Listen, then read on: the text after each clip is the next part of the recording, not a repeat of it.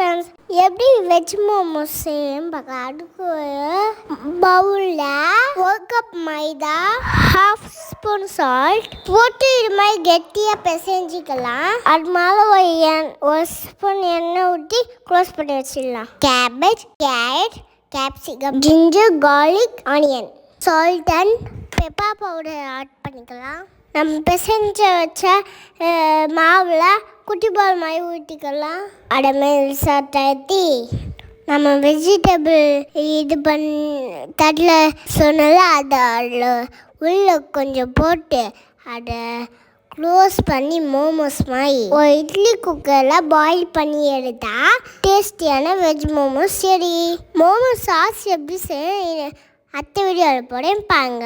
இந்த வீடியோ பிடிச்சிருந்தா லைக் பண்ணி ஷேர் பண்ணுங்கள். மறக்காம சப்ஸ்கிரைப் பண்ணுங்கள். Bye bye. மாமா செஞ்சது யம்மி.